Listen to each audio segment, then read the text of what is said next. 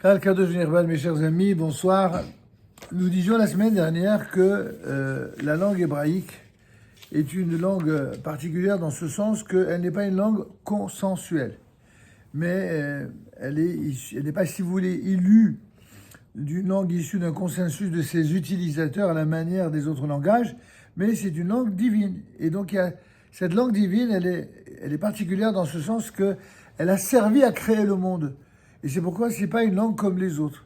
Ainsi, l'hébreu qui était, comme on l'a rappelé, la langue de la révélation, eh bien, nous allons aborder un nouveau thème ce soir, à savoir que l'hébreu n'insiste pas sur l'esthétique. En effet, la langue hébraïque ne met pas particulièrement l'accent sur la beauté formelle et sur l'esthétique, même si en vérité elle est réelle, pour ceux notamment les spécialistes de la langue hébraïque, mais elle privilégie l'intériorité. L'usage de la langue est donc destiné à exercer son influence sur la conscience. Pourquoi on parle ? Chacun va vous donner des réponses. Mais pourquoi on parle dans la Torah et pourquoi on étudie la Torah avec la langue sacrée ? Parce que c'est cette langue-là qui permet de faire parler sa conscience et de comprendre la conscience de chacun. En d'autres termes, il n'est pas excessif de dire que apprendre à connaître les âmes qui composent la nation d'Israël, c'est quelque chose qui n'est possible que chez celui qui est capable de savoir les faire parler, ces âmes-là. Et donc, même après avoir entendu ces explications, le roi des Khazars n'est malgré tout pas encore satisfait. Il fait valoir qu'il est possible d'écrire dans d'autres langues des poèmes répondant aussi à des règles de versification rigoureuses et possédant une métrique précise, ce qui n'est pas le cas de l'hébreu, dit le fameux roi des Khazars au Arabi, comment dirais-je, le Rav Yehuda Levi, qui a écrit ce fameux Kuzari, est là pour nous mettre, je le dis à l'adresse des deux nouvelles personnes du cours, qui peut-être ne connaissent pas l'esprit dans lequel cette conversation a eu lieu.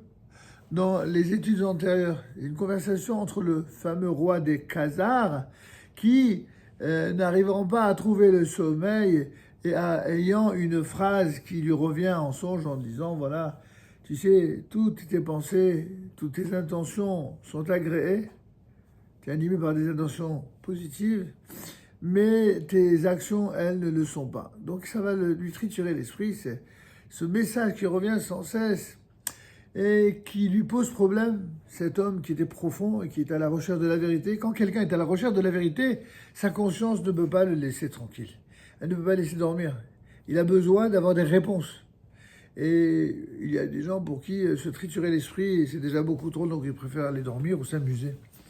Et se noyer dans les futilités totalement inutiles du monde, plutôt que d'aller se livrer à cette recherche de la vérité. Pour autant, si Dieu nous a donné la vie, c'est au contraire pour essayer non seulement de rechercher cette vérité en permanence, mais de se laisser bercer par cette recherche au point d'être dépendant des conclusions vers lesquelles nous mènent ces recherches. Il ne s'agit pas d'avoir des réponses à des questions métaphysiques ou des questions intellectuelles avec des réponses qui satisfont l'esprit. Il s'agit de dire que si j'arrive à une réponse qui remet en cause des choses qui correspondent à ma façon d'être ou de vivre, alors si je suis vraiment attiré par la recherche de la vérité, donc je dois changer. Et ceci n'est pas vrai que pour un juif, mais pour un non-juif aussi. Et c'est la raison pour laquelle cette œuvre maîtresse nous parle tant. Apparemment ici c'est un non-juif qui recherche la vérité, qui part à la recherche de ces questions métaphysiques et qui discute avec ce chaver, c'est-à-dire le rabbin ici, en lui disant, mais enfin, j'ai besoin de réponses, j'ai besoin de connaître la vérité, j'ai besoin que tu me répondes parce que les réponses que je connais qui me viennent d'autres sources ne me satisfont pas. Et donc, dans le paragraphe 69, il lui posera la question la suivante, mais où est son mérite supplémentaire, c'est-à-dire le mérite supplémentaire de cette langue dont tu parles. Nulle part, les autres langues la surpassent par leurs poèmes versifiés construits sur les mélodies Apparemment, on voit bien que c'est quelqu'un qui vient du monde oriental et qui adore les piyutim, qui adore les... N'est-ce pas, ça vous rappelle rien, ça? Ceux qui sont capables de parler pendant toute leur vie de la beauté des airs magnifiques, etc. Moi aussi, j'adore les beaux airs. Et moi aussi, j'aime la mélodie et la poésie des textes. La question est de savoir, c'est... La seule chose qui compte, c'est ça. C'est la beauté des airs et la mélodie. Et alors, et le contenu dans tout ça. Celui qui, par exemple, aime la beauté, la poésie et la sonorité des piyutim, ça veut dire qu'il a une sensibilité, c'est formidable. Mais si, sorti de cette sensibilité, il ne va pas à la recherche du contenu profond de ce qu'expriment les piyutim, il passe à côté de l'essentiel. C'est un peu ce que semble lui poser comme question le roi des Khazars. Si tu prétends que l'hébreu est une langue parfaite, et même divine, 210. Si tu prétends que l'hébreu est une langue parfaite et même divine, mais comment se fait-il que d'autres langues soient plus belles qu'elle? Enfin, c'est la question que lui pose. Des langues dans lesquelles on peut écrire des poèmes qui sont de véritables chefs-d'œuvre de la littérature. Comment des langues inférieures à l'hébreu peuvent-elles être plus belles que lui? Ça, c'est la question de qui, à votre avis? Du roi des Khazars. Qu'est-ce que répond le Chaver? Il lui dit pas, mais non, tu dis n'importe quoi, on voit bien que tu connais pas l'hébreu. Non, il lui dit pas. Il lui dit au contraire, tu as raison. Tu as raison. La langue hébraïque ne se préoccupe pas autant que d'autres langues de beauté formelle et superficielle. Non pas qu'elle méprise la beauté extérieure ou esthétique des textes, mais ça n'est pas ça l'essentiel du verbe hébraïque. Au contraire, son propos vise à l'intériorité, à l'essentiel. On peut chanter un hymne d'action de grâce au Créateur avec des vers courts et des vers longs.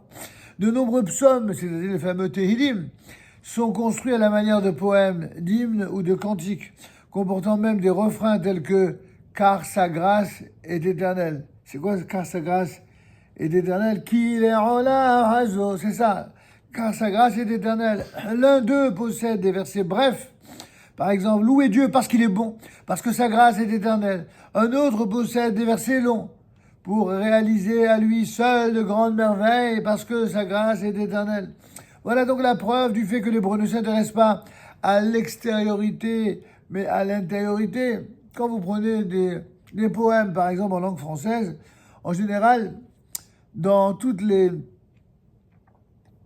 classiques de la versification française, vous verrez que on va noter le nombre de pieds, le nombre de consonnes, de syllabes, et que ce soit bien carré, bien, pour que ce soit beau, que ce soit l'esthétique externe du texte qui vous transporte, qui vous motive, qui vous inspire.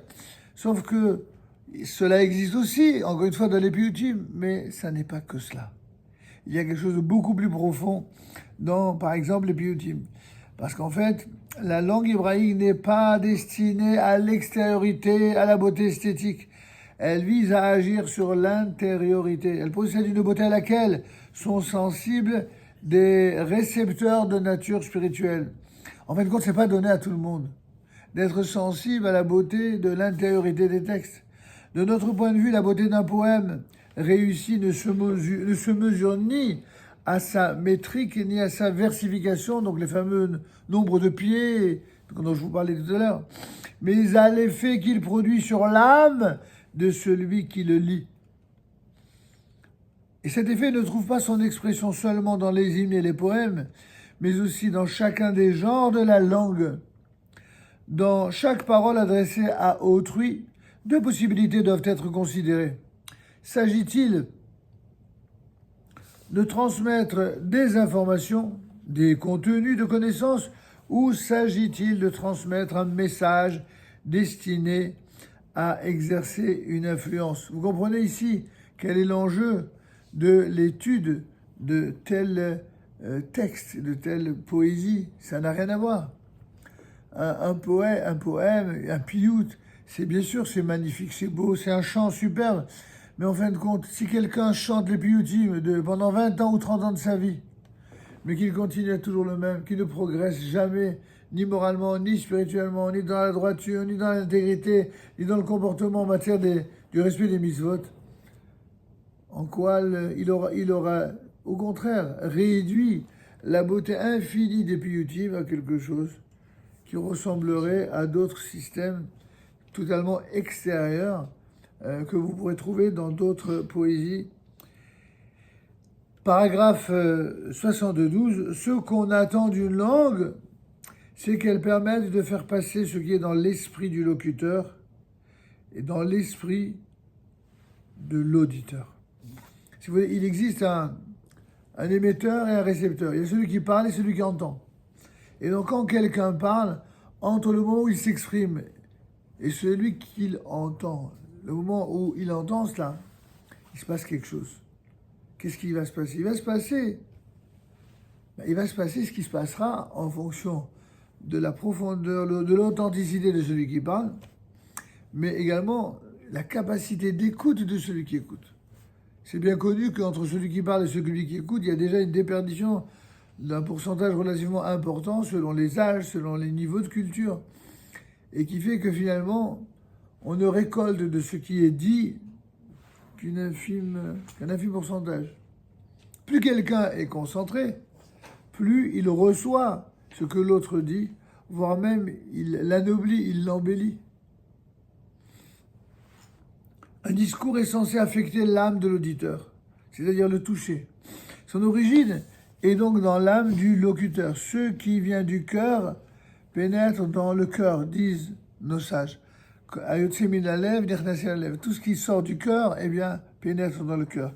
Ce qui est dit en hébreu vient de l'âme et pénètre dans l'âme. Ici, quand on parle de cœur à cœur, c'est aussi de l'âme à l'âme.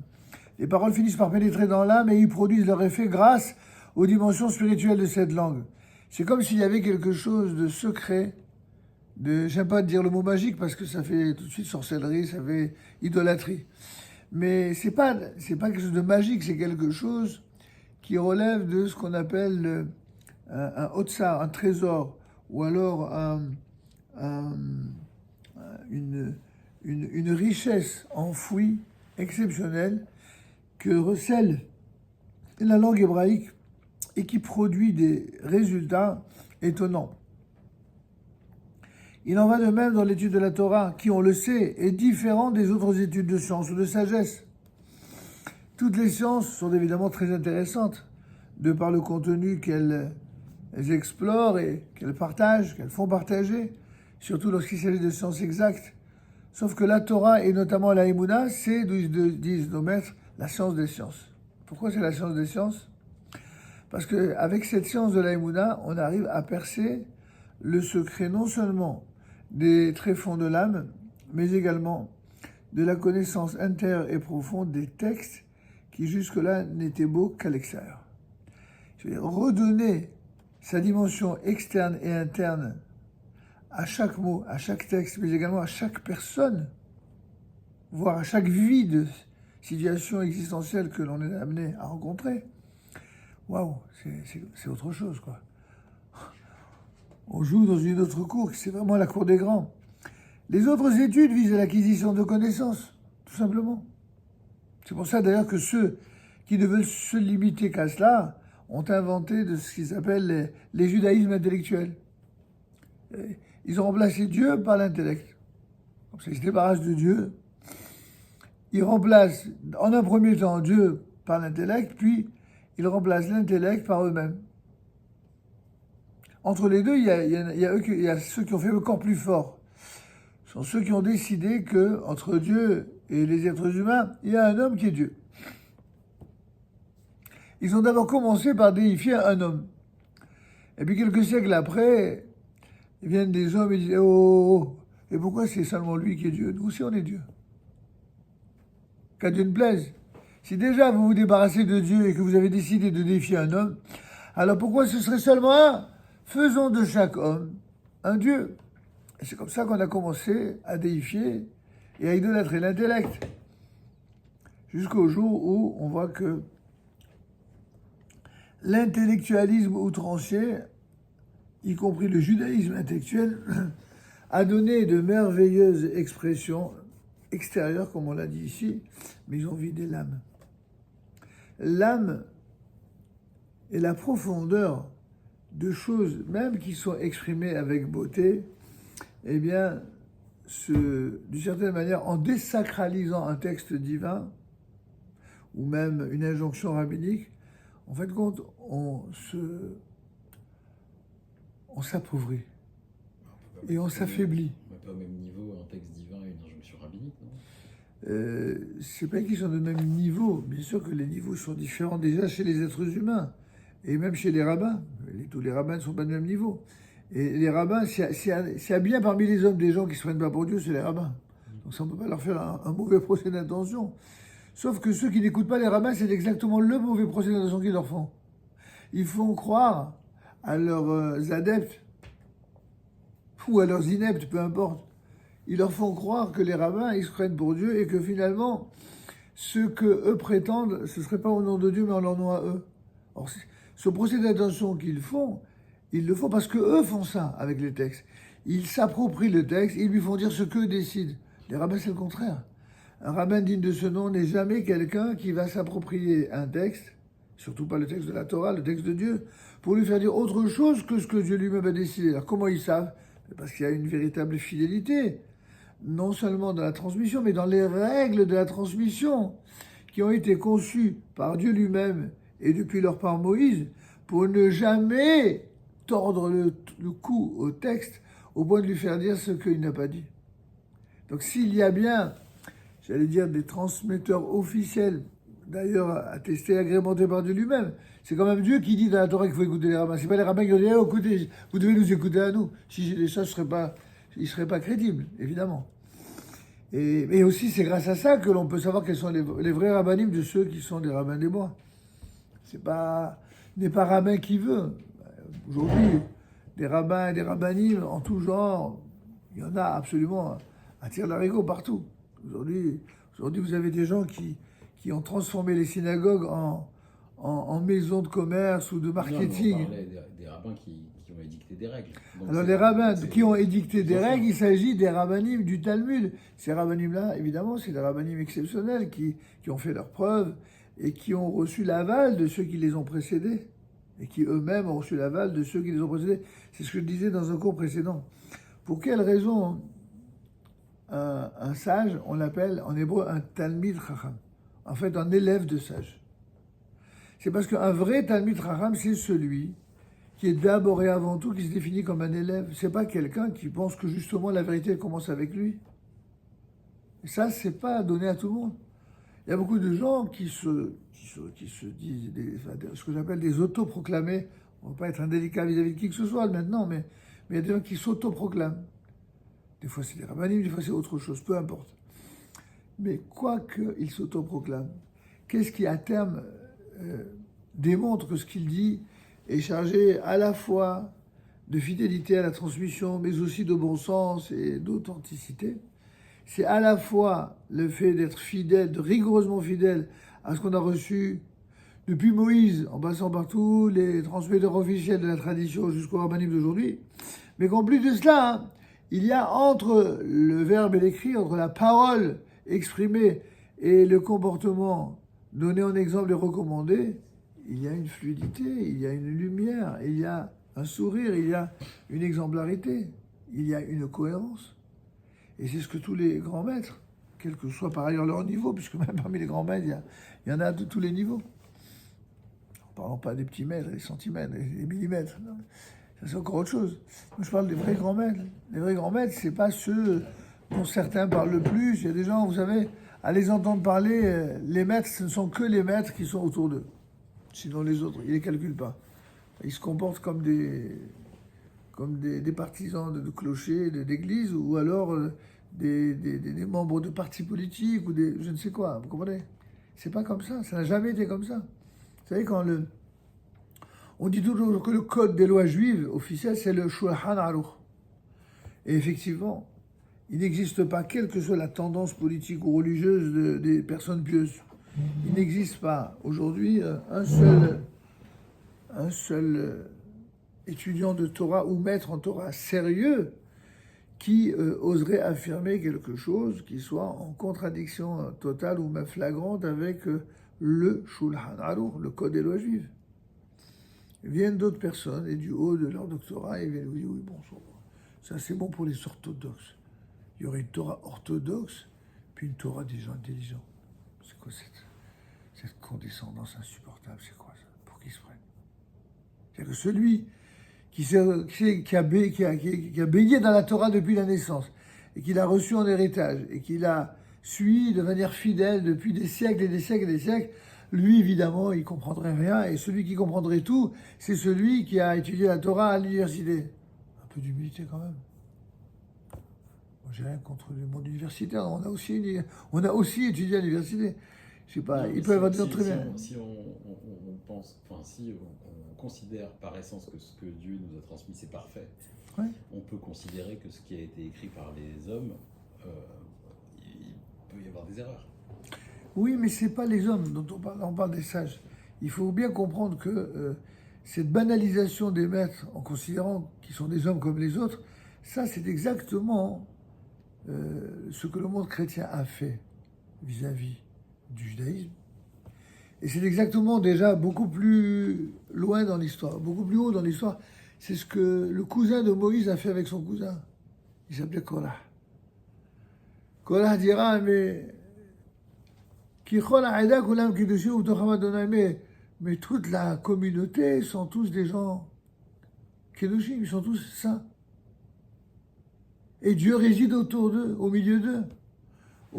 Et donc s'adressant à Moïse et à Aaron, et pourquoi c'est vous qui serez les chefs? C'est-à-dire qu'il y a des gens pour qui la volonté de remettre en cause le leadership officiel est tellement battante que, en fait, ils utilisent toutes les arguties habituelles de ceux qui sont, donc on appelle des réactionnaires, des rebelles, des insoumis, pour les différentes appellations connues de ceux qui remettent en cause. Et pourquoi ils remettent en cause? Toutes les raisons invoquées ne sont que fallacieuses. La vraie raison, c'est qu'ils veulent leur place, c'est tout. Comme on le voit dans le monde politique en général. Donc ici, pourquoi on se bat? On se bat pour la vérité ou on se bat pour le pouvoir? C'est pas le même combat.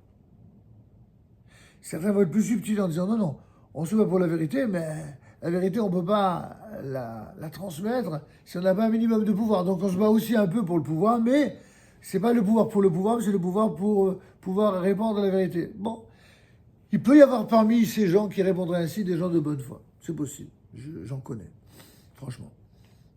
Mais c'est dangereux. C'est très risqué. C'est très risqué. C'est très rare que des gens se battent à la fois pour la vérité et pour le pouvoir uniquement dans le but de servir la vérité. Ça existe. C'est des gens exceptionnels, pour lesquels on a le plus grand respect. Mais c'est une minorité. Très très petite minorité, même parmi ceux qui se prétendent, etc. Non. Pourquoi? Parce qu'on est très vite gagné par justement tous les intérêts idéologicaux, financiers, de pouvoir et autres. Et c'est sur le long terme qu'on voit véritablement quels sont ceux qui sont vrais, quels sont ceux qui sont authentiques. Vous avez par exemple dans le monde de la Torah des gens pour qui la vérité c'est toujours autour uniquement des maîtres dans lesquels ils se reconnaissent. Et puis les autres, bon. Non, parce que ce qui est un peu gênant dans ce que vous... Oui, j'écoute. C'est que nous, notre génération, et depuis des centaines d'années, on est condamné à ne plus avoir de maître de ce niveau-là. Au contraire, pourquoi? Pourquoi? Au contraire. Parce que pour avoir un maître déjà... Ils avaient tellement un niveau exceptionnel mais on n'oserait pas se comparer. Mais qui a besoin de se comparer? La Mishnah nous dit « Aselecha rav ou knelecha haver » acquiert un rave, choisit un rave et acquiert un compagnon d'études. C'est marrant. Un rave, il est là pour ça. Donc tu n'as pas besoin de l'acquérir. Fais-toi un rave. Lui, un vrai rave, il est heureux de transmettre la Torah. C'est sa recherche, c'est une recherche de vérité. Sa volonté, c'est une volonté de transmettre la lumière d'Hachem. Et des chachamim en général d'ailleurs. Et donc lui, il est là pour ça. Il a le droit d'accepter ou pas, de s'occuper d'un tel ou d'un tel. Si quelqu'un se comporte comme un voyou, il n'a pas l'obligation de s'occuper de lui. Mais si quelqu'un est vraiment désireux d'étudier la Torah avec sérieux, oui, et on doit accepter. Par contre, acquérir un compagnon d'études. Acquérir, c'est il faut de le payer pour ça. Parce que être capable de trouver à quelqu'un avec qui se mesurer dans l'étude et de confronter les idées, les gens ont une tendance à confondre les deux. Les gens, avant même de commencer à étudier, ils voudraient déjà considérer tout Rav comme son compagnon d'études, d'ailleurs qu'ils ne vont même pas acquérir, puisqu'il est là pour ça. Ils veulent le beurre et l'argent du beurre. Non seulement ils veulent avoir le Rav, mais en plus ça, le traiter ou le considérer comme son copain. Mais c'est pas possible, pas pour une question vulgaire de kavod. C'est pas possible d'apprendre et d'accepter de quelqu'un quelque chose, un enseignement, si on le considère, entre guillemets, comme son égal. Non pas que lui doit se prendre comme plus, mais il n'y a pas d'égalité. Quand on reçoit, on n'est pas l'égal de celui qui transmet, c'est faux. Et si... Non mais, on est d'accord, tout le monde n'est pas d'accord. D'accord, c'est d'accord, tant mieux. Mais tout le monde n'est pas d'accord. Si c'était aussi évident que cela, on n'aurait pas une génération d'insoumis quand même. Parce que les insoumis, c'est pas qu'une formation politique. Ceux-là, c'est carrément des insoumis à tout, mais on est quand même dans une génération d'insoumis. Des gens qui donnent leur avis sur tout, qui croient savoir tout sur tout, notamment, surtout depuis qu'on a eu le développement des réseaux et de la connaissance, y compris de l'intelligence artificielle. Donc finalement, il n'y a que l'arrogance qui n'est pas artificielle. Mais tout le reste, il y a beaucoup de choses qui sont très artificielles. Le fait de savoir qu'on peut avoir accès à la totalité réelle des connaissances donne l'impression que du coup, on en sait plus ou autant que les autres. Mais c'est faux, c'est pas comme ça. Le savoir, c'est l'imprégnation de quelque chose qui me change. Ça aussi, c'est la différence entre l'extériorité d'une connaissance, d'un savoir, et la réalité, la connaissance profonde du savoir. C'est autre chose. Donc un Talmid Chacham, c'est pas juste quelqu'un qui connaît beaucoup. Bien sûr qu'il doit avoir beaucoup de connaissances. Mais c'est quelqu'un qui a des vertus exceptionnelles, qu'il a appris de ses maîtres, qu'il a accepté d'avoir comme référence, et qu'il va tout faire pour vivre et perpétuer, à l'image de ce dont il a reçu. Et c'est cette sorte d'humilité vraiment requise, minimale, consiste à être capable d'accepter d'une autorité au-dessus de soi. Donc c'est tout le contraire de l'insoumission.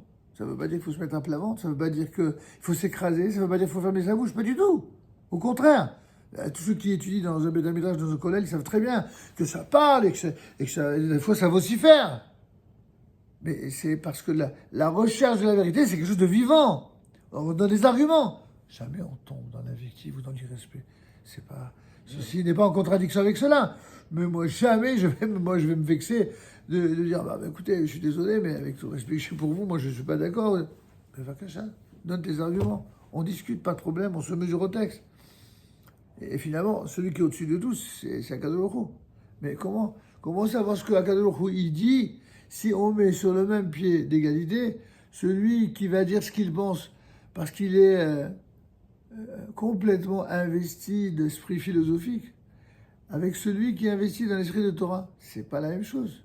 Et même chez ceux qui ont étudié et la Torah et la philosophie, il y a ceux qui ont étudié les deux et qui raisonnent comme des Talmid Chachamim, et puis ceux qui ont étudié comme les deux mais qui raisonnent comme des philosophes. C'est pas les mêmes. Pas les mêmes. Qu'est-ce qui caractérise l'essentiel d'un être? Quand c'est un Talmid Chacham authentique, c'est la Torah, c'est pas la philo même. Si la philo est tellement intéressante et tellement riche. C'est pas la philo qui va nous dire ce qu'est la vérité. La philo, elle peut apprendre à réfléchir, elle peut poser de bonnes questions, elle peut même faire parfois de belles démonstrations. La preuve en est, le Rambam n'hésitera pas, quand il considérait que c'était positif et nécessaire, d'emprunter à certains philosophes, Aristote notamment, des emprunts tout à fait assumés, mais qu'il a, entre guillemets, cachérigé. C'est-à-dire qu'il a, entre guillemets, converti au judaïsme. Il a pris ce qu'il y avait de caché, de bon, et il l'a traduit en termes judaïques. Mais pourquoi pas?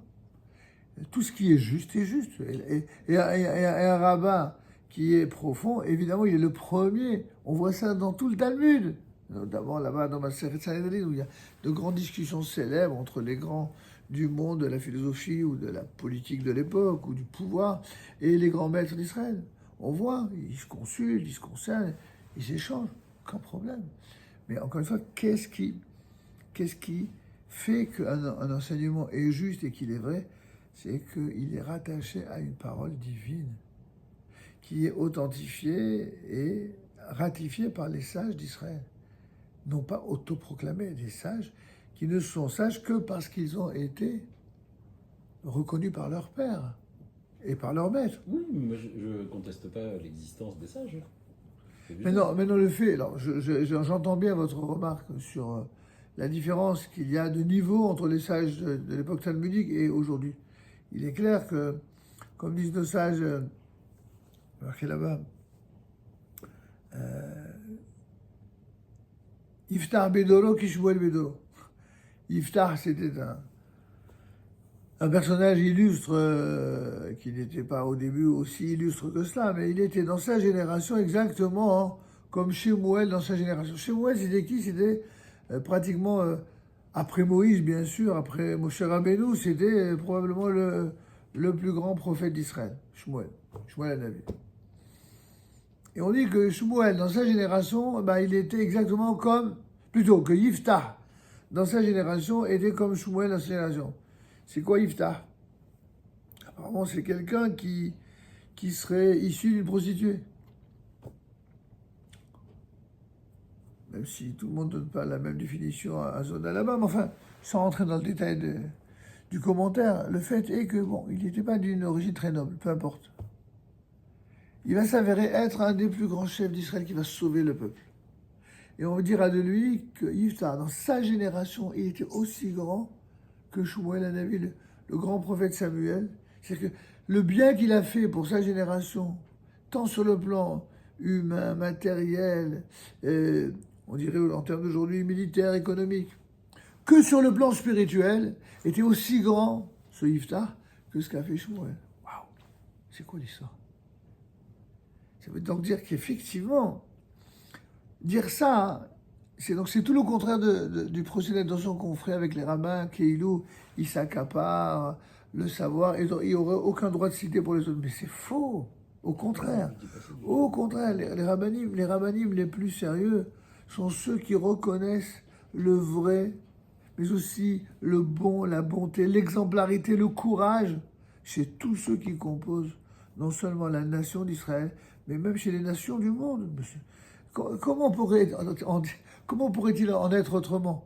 Puisque la spécificité d'un maître d'Israël authentique, c'est la recherche de la vérité voulue par Dieu. Mais enfin, le monde tout entier n'est-il pas l'émanation de Dieu? N'est-il pas créé par Dieu? Les êtres humains ne sont-ils pas créés par Dieu? Les peuples ne sont-ils pas une volonté de Dieu? À toutes ces questions, la réponse est toujours 1000 fois oui. Évidemment. La question est de savoir, mais qu'est-ce qui se passe entre les deux après? C'est vrai, on peut être effectivement l'émanation de Dieu, mais se servir de ceux dont Dieu nous a gratifiés pour lui tourner le dos. C'est là où il y a la différence entre les vrais et authentiques maîtres d'Israël et les autres. C'est que nous, on ne se sert pas de ceux dont Dieu nous a gratifiés pour lui tourner le dos et pour en faire de ce que lui dit ce que nous, on a envie. Non, c'est exactement ça. Nous, on se soumet complètement à sa volonté et on ne dira pas quelque chose, en tout cas, à Dieu ne plaise. Si ça arrivait, alors que Dieu nous pardonne, c'est qu'on a commis une erreur, effectivement, l'erreur est humaine. Mais on fait tout pour l'éviter. On fait vraiment tout. Et on ne peut pas en faire procéder d'intention au maître d'Israël de vouloir faire autrement. Non, mais vous avez dit tout à l'heure qu'il y avait des débats entre les rabbinim, etc. Absolument. Et donc, avant de prendre une décision... c'est à la suite des débats.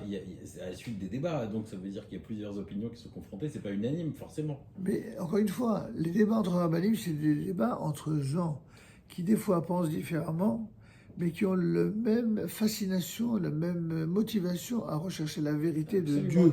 De Dieu. Oui, de Dieu. Mais ils ont chacun leur interprétation. Oui, mais je répète, cette interprétation, elle est fondée sur les règles d'interprétation qui viennent de Dieu. Il y a des gens aujourd'hui, dans notre génération, c'est sur ça que j'ai appuyé. Je n'ai pas fait moi à mon tour de procéder d'intention de quiconque. Je parle de constatation. Okay, la constatation, c'est qu'aujourd'hui, si vous voulez chercher des cours de Torah, vous en avez des millions aujourd'hui, dans toutes les langues, avec la planète Internet ou YouTube, mais alors vous avez tant que vous voulez. Enfin, comment savoir si celui qui dit là est vrai et celui-là est pas vrai? Au-delà justement de l'apparence formelle ou du caractère agréable de l'orateur, de sa formation, c'est un piège. On Si peut avoir part des à un gens, petit niveau, c'est pas possible. ou en tout cas une intelligence à un bon sens. Vous avez des gens, ils n'ont pas inventé la poudre, mais ils sont tellement propres dans leur esprit que eux, d'Afka, ils arrivent à mieux comprendre et se faire moins rouler facilement dans la farine que d'autres qui se prennent pas pour sortir de la cuisse de Jupiter et qui finalement comprennent que dalle. Ils comprennent rien du tout. Parce qu'ils sont tellement aveuglés, les uns par l'idéologie, les autres par la corruption, comment dirais-je, la contamination des propagandes.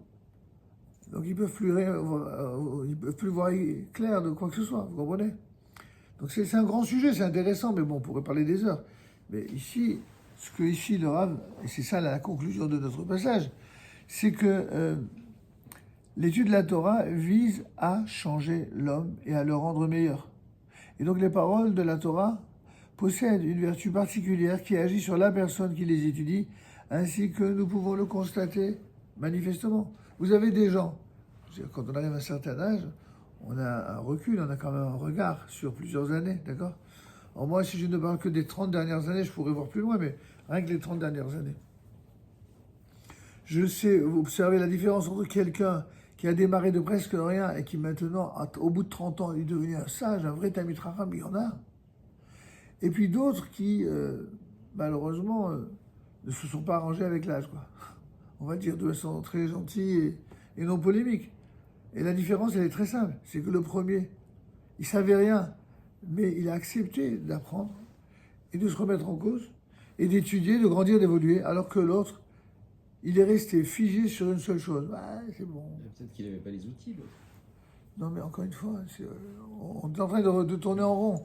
Les outils, quand quelqu'un qui ne parle pas anglais, il apprend, il prend les outils, quoi. Il apprend à parler l'anglais en prenant les outils qui conviennent pour cela. Quand quelqu'un veut apprendre le judaïsme, qu'il apprenne les outils. Ça me rappelle une anecdote assez sympathique de quelqu'un qui était connu comme un grand intellectuel, qui avait fait des études de philosophie assez poussées et qui était passionné de judaïsme, mais qui avait conscience malgré tout, de ses limites, parce qu'il ne savait pas lire l'hébreu. Et donc le gars, il assistait régulièrement au colloque des intellectuels juifs de France, et comme c'était un grand pont dans la philosophie, enfin un grand penseur, alors on lui donnait, c'était peut-être pas ni un rabbin, ni un hébraïsant, mais au moins quelqu'un qui savait réfléchir intellectuellement parlant et qui avait des choses à dire. Donc c'est à ce titre, parce qu'il était juif, que... Mais comme il était quand même assez honnête, le gars, donc il s'excusait presque chaque année, en disant, écoutez, je suis peut-être pas le plus habilité à parler au nom du judaïsme, mais peut-être parler philosophie sur le judaïsme, mais voilà, je demande déjà 1000 fois pardon à l'assistance de ceux qui sont... Parce qu'il y avait des rabbins, il y avait des gens très... même des non-rabbins, mais qui étaient vraiment versés dans l'étude talmudique, dans les connaissances des études juives, et qui étaient sérieux. Et donc régulièrement, et je me souviens d'une année mémorable où tout le monde a explosé de rire, parce que le gars, il a commencé son même... C'était devenu presque un rituel, et quelqu'un qui s'est levé, qui l'a interrompu, dit « Écoutez, de grâce, vous n'allez pas nous faire ce même chapitre, mais depuis le temps que vous vous excusez, que vous ne connaissez pas l'hébreu, mais apprenez! Et pourquoi vous n'avez pas appris les codes hébreux ?» Alors évidemment, les types étaient morts de rire, pour lui, il était mort de honte, mais en même temps, c'était tellement gros. Vous voyez ce que je veux dire? Donc ça ressemble à votre question, vous dites, Non, il n'a pas les outils. Je pensais aux outils intellectuels. Mais enfin, c'est quoi un outil intellectuel? Vous connaissez quelqu'un qui n'a pas la capacité de réfléchir, surtout chez les nôtres, et grâce à Dieu, ils réfléchissent tous très bien ou très mal, mais en tout cas, les outils, ils les ont, si c'est ça les outils. Par contre, c'est vrai, c'est ce qu'on a vu la semaine dernière, quelqu'un qui ne connaît pas du tout l'hébreu et qui ne cherche pas à l'apprendre, il est clair qu'il est handicapé pour comprendre le judaïsme.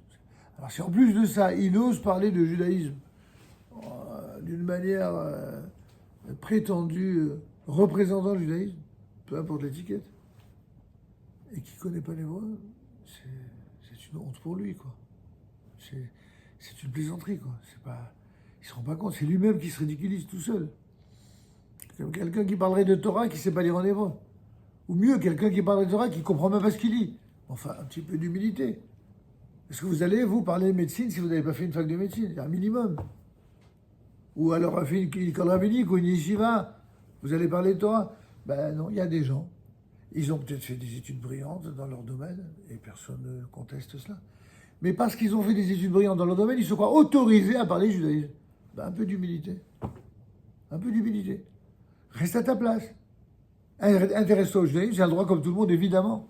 Mais ne parle pas au nom du judaïsme simplement parce que tu as fait des études. Non, il y a quand même... donc c'est aussi une question d'honnêteté morale. C'est pas autre chose. Et le but n'est pas ni d'écraser de son savoir ou de discréditer qui que ce soit. Au contraire, la Torah dit que n'importe quel juif sur terre est capable d'étudier la Torah. Au contraire. De toute façon, il est capable, mais il a en lui quelque chose d'enfoui dans son âme d'unique. Et qu'à la limite, c'est presque criminel de ne pas étudier la Torah parce que chaque juif a la possibilité de révéler une dimension de la Torah qui lui est propre. Pour autant, à la condition qu'il ait étudié la Torah avec des gens qui vont lui révéler une Torah fidèle à la Torah. Pas d'utiliser la Torah comme moyen d'instrumentalisation pour conceptualiser des choses qui sont venues d'ailleurs et qui restent dans l'esprit du venu d'ailleurs. Vous comprenez un peu la nuance? Oui, c'est tout, c'est pas autre chose. Moi, j'ai aucun problème de m'intéresser à un texte philosophique intéressant, pourquoi pas. Dans mon passé de jeune étudiant, je confesse l'intérêt que je portais aussi pour ces choses-là. Mais moi, je l'apprenais justement pour comprendre comment que des gens qui étaient sans Torah, malgré tout, ils étaient attirés par la lumière, par la vérité. Et d'ailleurs, philosophia, c'est l'amour de la sagesse quand même. C'est pas... Sauf que c'est intéressant de faire remarquer que c'est lorsque le dernier des prophètes d'Israël a disparu que sont nés les philosophes. C'est pas par hasard quand même. Les philosophes d'avant, c'était pas des philosophes. Il y avait des penseurs. On n'appelait pas ça des philosophes. Le courant des philosophes, et notamment de la philosophie grecque, mais pas seulement, ce sont des gens qui se sont mis à raisonner et à intellectualiser les choses avec pour seul Dieu l'intellect, ou pour l'intellect étant un Dieu parmi d'autres dieux pour les idolâtres, au moment où il n'y avait plus la prophétie, c'est-à-dire la parole divine qui passait par le canal de l'humain qui était le prophète. Tant qu'il y avait les prophètes, on n'entendait pas parler de philosophes. Une fois que la philosophie... Plutôt une fois que les prophètes d'Israël disparaissent, les derniers prophètes, tout d'un coup, boum, arrive la philosophie. Donc ceci explique cela. Et donc la philosophie, elle a évidemment un intérêt, mais attention, c'est une vision et une lumière différente de la lumière de la Torah. C'est pourquoi d'ailleurs un de nos plus grands maîtres contemporains, le Rav Kook, alav shalom, a écrit une série d'ouvrages absolument exceptionnels qui s'intitule Orot. C'est une des œuvres magistrales que nous étudions ici, c'est-à-dire les lumières. Et ces lumières sont une réponse, en quelque sorte, à ceux qui se prétendaient, à partir du XVIIe et plus encore du XVIIIe et du XIXe siècle, n'est-ce pas, les fameux siècles des Lumières, qui considéraient, n'est-ce pas, après des siècles et des siècles de christianisme, d'évangélisation, et même après l'islam, mais surtout le siècle de christianisme, ils ont décidé de faire la peau au monde chrétien, en raison de tous les excès que le monde chrétien, qui prétendait être le vrai Israël, et d'avoir remplacé le peuple juif, quand ils ont vu ce que ce monde-là a généré comme sang, comme injustice, comme choses absolument terribles, qui n'avaient rien à envier au Daesh, Hezbollah et Hamas d'aujourd'hui. Sauf que eux, tous ces gens-là, ils font ça depuis un siècle ou deux, peut-être 3, alors que le monde chrétien, il a fait ça pendant 15 siècles. Avant les croisades, il y avait les croisades, quand même. Il ne faut pas l'oublier. Eh bien oui. Et donc, cette réalité a fait que ça a donné naissance au monde des Lumières. Le problème, c'est que le monde des Lumières, c'est vrai, il était là pour tordre le cou au christianisme, mais comme ces lumières étaient, pour certains, profondément antisémites, ils ont dit, bon, d'une pierre coup double, on ne va pas faire la peau qu'aux chrétiens, on va faire aussi tant qu'on y est, puisque le chrétien, finalement, c'est des juifs qui ont mal tourné, ben alors on va faire la peau et aux juifs et aux chrétiens. Donc en fin de compte, ils se sont mis, en quelque sorte, avec leur croisade à eux, la nouvelle croisade de la laïcité républicaine, qui a consisté à dire, bon, on sépare l'Église et l'État, désormais les synagogues, les églises et tout ce qui parle au nom de Dieu, surtout, vous avez dit, n'est-ce pas, tout ce qui est au ciel appartient au ciel et tout ce qui appartient à la terre appartient à la terre, que Dieu dit ciel, surtout restez-y, et nous on s'occupe de ce qu'il y a sur terre. C'est exactement l'argumentation de ceux qui veulent le pouvoir. Surtout, ne vous mêlez pas. Vous n'avez pas entendu cette semaine la représentante de l'ONU, la représentante américaine de l'ONU, qui a dit, ouais, j'ai envoyé le message effectivement, qui a dit à l'ONU, vous imaginez, les gars, ils n'en croyaient pas leurs oreilles. Pour la première fois à l'ONU, qui disent, mais de quoi vous parlez? Mais les Juifs sont chez eux. C'est la promesse divine. Alors, les gars, ils commencent à sentir mal. Mais enfin, depuis quand vous parlez au nom de Dieu à l'ONU? Et qu'est-ce qu'elle répond? Et je dis, mais... Et alors, vous voulez parler de Dieu quoi? Ah, vous voulez qu'on parle de Dieu uniquement dans les églises et les synagogues? Ben non, à l'ONU aussi, on parle au nom de Dieu, bien sûr. Il faut que ce soit une non-juive qui est la nouvelle représentante des États-Unis, hein, les États-Unis qui ont le vent en poupe en ce moment, pour dire et rappeler ce que même des juifs honteux de gauche en Israël ou en France sont incapables de dire, à savoir que notre place en terre d'Israël en tant que nation, on ne la tient pas, comme disait un inculte ici en France, de l'ONU. Mais on l'a de ce que Dieu a dit un jour à Abraham, il a répété à Yitzhak et ensuite à Yaakov. Cette terre-là, elle sera à vous et à vos descendants jusqu'à la fin des temps. C'est le moins qu'on puisse dire. Ça n'est pas politiquement correct. Et d'aller conquérir. Non, de retourner à sa place, c'est tout. La conquête, c'est une mitzvah de la Torah, la conquête, oui. C'est pas... Sauf que voilà, quand on ne fait pas la conquête, alors, qu'est-ce qui se passe? On nous traite de colonialistes. Regardez l'ironie du... N'est-ce pas? Il y a même des juifs sympathiques, la conquête ne leur suffit pas, alors ils parlent de reconquête. C'est de l'humour juif. Mais en fin de compte, bon, c'est parce qu'en fait, la conquête, elle est en Israël, la reconquête, elle est peut-être en France ou ailleurs, j'en sais rien. Je ne me prononcerai pas, je ne suis pas là pour ça. Mais chose qui est sûre, c'est qu'un juif dans le monde, il a un rôle à jouer, et tous les goïms ont un rôle à jouer. On a tous un rôle à jouer. La question est de savoir, mais quel est ce rôle et de quelle manière le mener, ce rôle.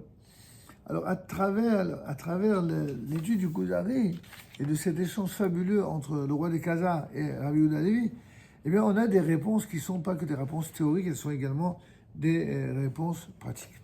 Bon. Eh bien, je crois qu'on laissera pour la prochaine. Donc, grâce à votre question, on a un petit peu développé. On va s'en tenir là. Moi, que vous ayez d'autres questions avant de... Non. Alors, on passera la semaine prochaine, si vous le voulez bien, à la suite de cette étude qui est en fait passionnante, sur les notions dans la linguistique, dans la langue hébraïque, de la parole et l'écrit. À savoir, comprendre la différence qu'il y a entre la parole et l'écrit, parce que la parole orale ne ressemble pas à la parole écrite. On verra que la Torah écrite, elle s'accompagne de vocalisation et de noms permettant leur compréhension exacte et précise. Et on verra que dans l'oralité, il y a des choses nécessaires par lesquelles il faut passer pour comprendre ce qui est écrit. Et c'est justement ce qui aura du mal à passer, d'abord chez les chrétiens, et puis chez les libéraux dans le monde juif. Les libéraux sont gênés par la parole orale, tout comme l'étaient avant eux les chrétiens.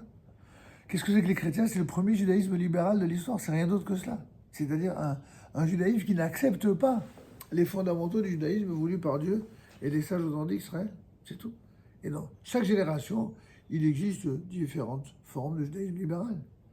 Ça a commencé par ce qu'on appelle les Sadducéens, les Tzdukim, n'est-ce pas, ou les Karaïm, il y a eu plusieurs sectes comme ça du judaïsme, jusqu'à ce que voilà, il y ait plusieurs variations de ce que j'appelle aujourd'hui les judaïsmes libéraux. C'est une appellation moderne, le judaïsme libéral, mais c'est exactement ça. Un judaïsme libéral, c'est quoi? C'est à la fois une volonté de se rattacher au judaïsme, mais en même temps de se permettre certaines libéralités, certaines libertés qui ne correspondent pas à la doxa, à la transmission. Et ça, c'est ce que certains s'autorisent et que les rabbins fidèles à la tradition ne s'autorisent pas. C'est ça la seule différence fondamentale. Après, bon, il y a des petites nuances. Mais ce qui n'empêche pas, et je suis d'accord avec vous tout à l'heure, d'affirmer qu'il y a bien sûr Shivrim Panim la Torah. Il y a 70 visages de la Torah, mais il s'agit d'une seule Torah, pas de 70 Torahs. Or, les judaïsmes libéraux ne sont pas dans les 70 visages de la Torah. Ils sont déjà en dehors des 70 visages. Ils ajoutent à la richesse formidable et intérieure des représentations diverses de la Torah d'autres représentations qui vont tirer leur sève et leur, je dirais, leur légitimité à d'autres sources que la Torah. Ça, c'est problématique. Même si ils sont animés de sincérité ou de bonnes intentions. Et c'est d'ailleurs, en cela, c'est très original le Kuzari. C'est que le Kuzari n'est même pas juif. C'est lui qui recherche. C'est lui qui demande. Finalement, bon, ça, je ne veux pas vous supprimer le désir de voir la suite, mais vous verrez à la fin qu'il sera tellement convaincu des réponses de Rabbi Yehuda Levi qu'il va se convertir au judaïsme, lui et tout son. Mais c'est juste que c'est une conversion non forcée. Et ça, c'est une grande claque à tous ceux qui voudraient nous donner à nous des leçons, n'est-ce pas, d'ouverture d'esprit, de tolérance. Le judaïsme n'a jamais imposé ses vues aux autres qui n'en font pas partie. D'ailleurs, ceux qui sont en cours de conversion, ils sont bien placés pour le savoir. Non seulement on n'oblige pas les gens à devenir juifs, mais au contraire, on leur dit, attendez, être juif, c'est un engagement. Donc, si vous le voulez, pas de problème, Baruch haba, mais il faut respecter les règles. Alors, certains voudraient les contourner, les règles, voudraient redéfinir les règles. Ça, évidemment, on ne peut pas se l'autoriser. D'accord? Tov, bonsoir, et bien et la semaine prochaine, c'est Dieu, Kol Tov.